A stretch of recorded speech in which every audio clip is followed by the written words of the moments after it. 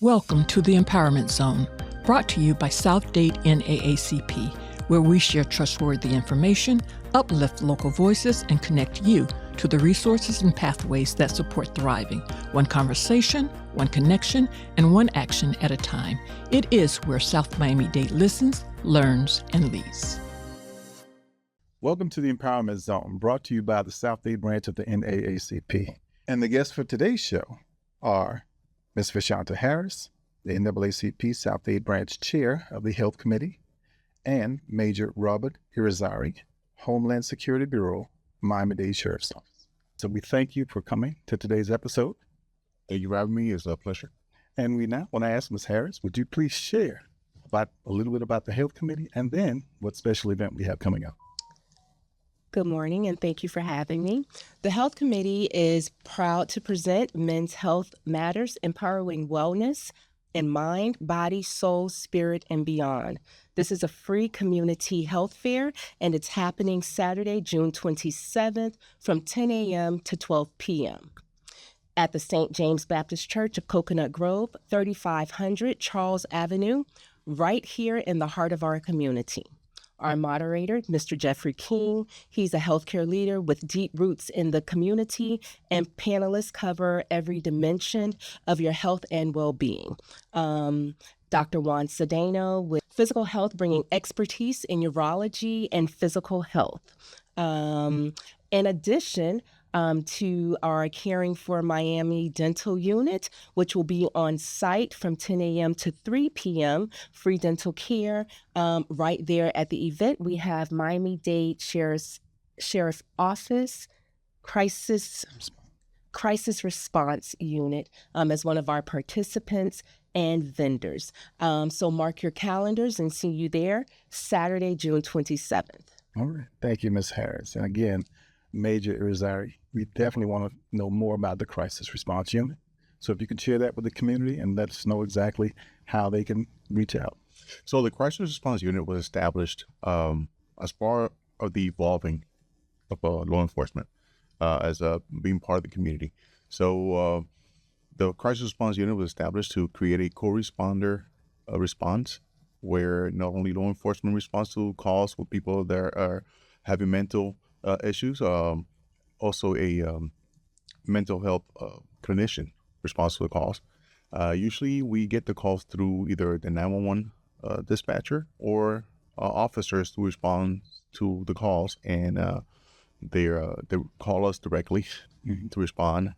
The mobilization of the mobile crisis unit. What triggers mobilization of the crisis unit? Whenever anyone is calls 911 or anybody that's going through a mental health crisis, they usually contact law enforcement, right? So we have a highly trained individuals in our unit, deputies, who are specifically trained to deal with mental health crisis.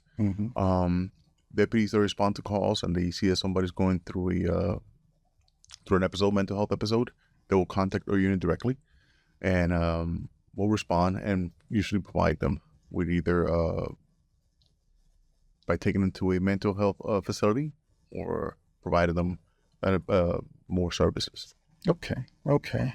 And then when we look at the staffing of the crisis unit, because I can assume there's more than one, knowing that we have a very large county, can you help everyone understand? So we have the Crisis Response Unit, which has 1 lieutenant, 3 sergeants, and 25 deputies.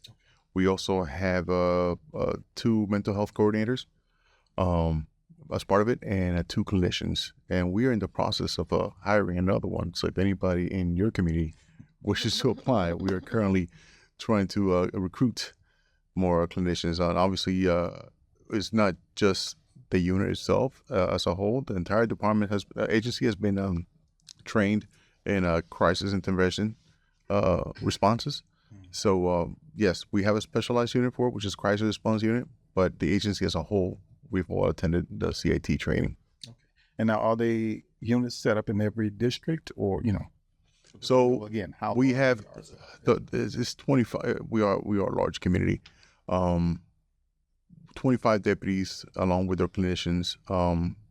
They're north and south.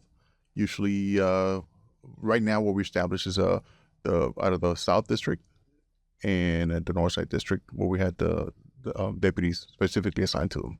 Got you. Okay. And you mentioned that there's opportunities, for employment for people to, do this type of work. What type of education and training would be necessary or would be necessary to be a part of that particular unit? So a mental health background will definitely help. But we definitely, as far as deputies are concerned, we do have our own clinicians and our in-house coordinator that sets up training for deputies. But anyone with a mental health background that we qualified, Miami-Dade jobs, Miami-Dade.com/jobs, and they'll see it on there. Okay. In the training and preparation for those who are a part of the unit, when they respond to calls, are there training sessions that include issues on addressing implicit bias or nonviolent restraint? Yes, training includes addressing implicit bias and not making assumptions when interacting with individuals in crisis, including those that we have responded to in the past. This training is specific for the deputies to ensure that we don't overreact to the crisis, and usually involves not only training in the crisis interventional part of it, but also in defensive tactics and the escalation techniques. This has led to a significant reduction in use of forces when it comes to dealing with people that are going through mental health crisis. Got you. And one of the last questions is, with the development of this particular unit, has it resulted in a reduction in arrests? Because I know normally when you're all involved, you would normally you wouldn't arrest them, you would send them to a facility to be treated or Baker acted. Yeah. So has it resulted in, and do you have that type of data to share with us? If not, so I don't have specific numbers, but I do know from the last time I looked at the numbers about a week ago, we've responded to over 5,000 calls, and over those 5,000 calls, that's the implementation of the unit, I could say that we've had only 7 uses of forces. Oh, wow. Which is a great reduction when it comes to dealing with people in crisis. As far as the arrests are concerned, I don't have the specific numbers. I know over 100 weapons have been taken off the streets. We have served over 100 risk protection orders, which basically is a court order that will allow us to remove weapons from people that have shown to be in crisis in the past, which obviously in turn creates for a safer community. Thank you. Now pivoting back over to Ms. Harris, we're talking about the NAACP. You're part of the health committee. Let the community know exactly what the health committee's function is, and then kind of give them an overview of what your vision is, and then how they can become involved, not only just by becoming a member of the NAACP, but joining your committee and how you would work well together with them. Yes. The health committee is a platform to help the community. That's our goal, to provide those resources to the community, to be a source for them to leverage those resources. Again, become a member of the NAACP. Join that health committee if you enjoy helping others, if you enjoy all things health. I would say this is the place to be. Amen. That's our goal, and that's our purpose, one at a time, because health matters. Exactly. And health is our wealth if we want to know the truth. And so with that understanding, knowing that, again, we want to do what we can, not just helping people physically, but as you mentioned in our health fair, financial. We're looking at the financial health of people as well, because that stress can cause people to be triggered. Absolutely. When they're triggered, now you have to respond. Yes. Our goal is to build that whole person, to help that whole person and see what we can do to empower that whole person, and then we also look at, with the health fair, bringing in that spiritual component, as well. So I think when we're looking at the physical, we're looking at the mental, we're looking at the emotional as well as the spiritual. Holistically, we're doing the best that we can as an entity, To be as an well organization, Yes. to benefit the development of that individual. And now with that, as we are approaching or wrapping up, what we want to do is basically have you all give parting words. What is it that you would like to share with the community? What you can tell with them, even giving them bits of wisdom, in your closing remarks. So with that said, we started with Ms. Harris. We're going to conclude with her, and we're going to let Major Irizarry give us parting words. Parting words is, we are at Miami-Dade Sheriff's Office. We're also part of the community. We live in this community. We work in this community. Our families live in this community. So of course, we want to ensure that our community as a whole is safe. And being part of having this crisis response unit, being part of our agency is a great tool. It's a great resource.